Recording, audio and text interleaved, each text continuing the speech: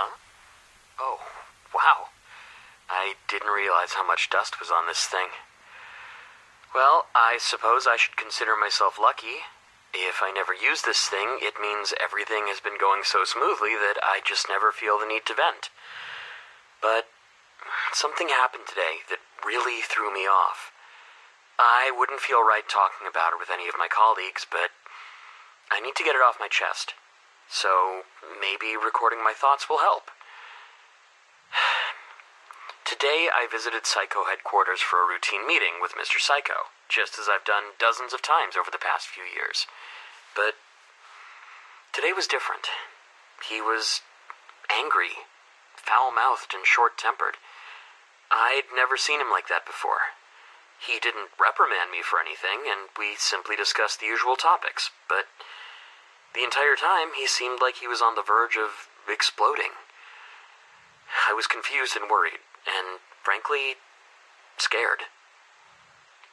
His secretary must have seen how shaken I was, because after the meeting, she took a moment to assure me that I hadn't done anything wrong, and that Mr. Psycho was angry about a personal matter.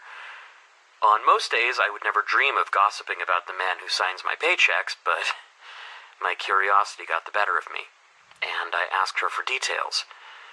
She didn't know all the specifics, but she knew enough to give me a basic summary. Earlier that day, Mr. Psycho had a furious argument with his daughter, who graduated recently. Apparently, she doesn't want to inherit the company, and she's decided to leave Japan to travel the world.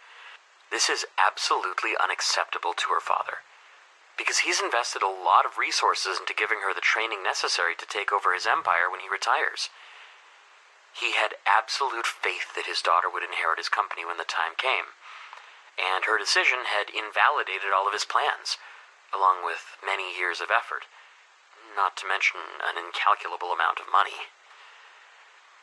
After a long, heated discussion, well, more like a shouting contest from the sound of it, Mr. Psycho threatened to disown his daughter, and she had absolutely no problem with that. He told her, "If you walk out that door, you're no longer a part of this family." And moments later, she left his office without a word. Mr. Psycho is a man who refuses to compromise and only accepts the results he wants. I'm 100% certain that from this day forward, his daughter is dead to him. The secretary told me a little more about the way Mr. Psycho raised his daughter. Starting from early childhood, she was given training to prepare her for the responsibilities that come with operating a company. Training that became more advanced and intense with each passing year. Mr. Psycho also has a son, but he didn't put his son through the same sort of training as his daughter. Instead, he granted his son a perfectly normal childhood, perhaps out of guilt for what he did to his daughter. But now he's making preparations to rapidly change the direction of his son's life, so the boy will acquire the traits and skills that his sister spent her entire life developing. The strangest part is the exact reason why Mr. Psycho's daughter wants to travel the world.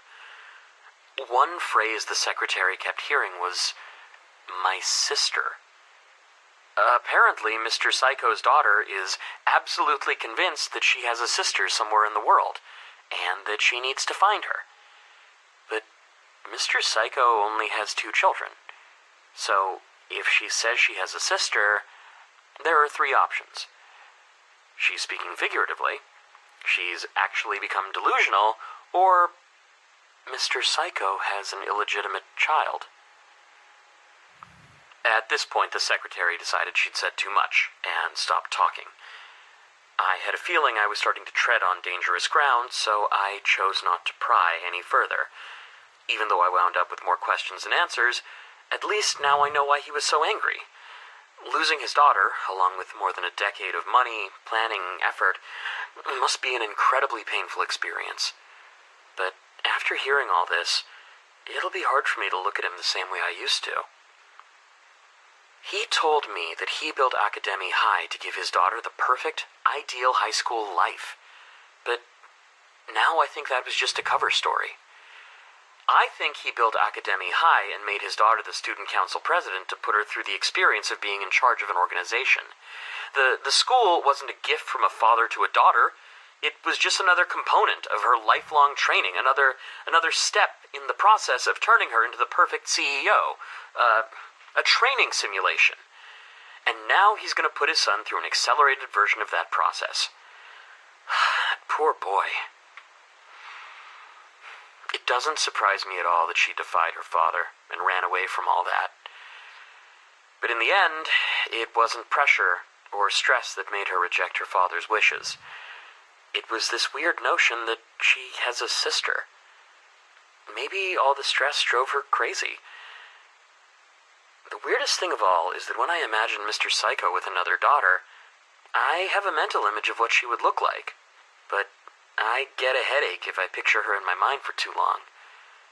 Man, really creeps me out.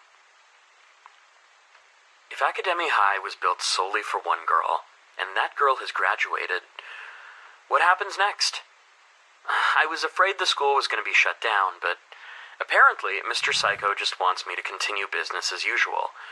A lot of the students who graduate from this school get offers from Psycho Corp almost immediately after graduation. So I guess this place really did turn out to be a training ground for future Psycho employees after all. I don't feel angry or sad, just disenchanted. Well, it's an easy job, and I can't argue with the pay, so I guess I'll just stay on my current course for now.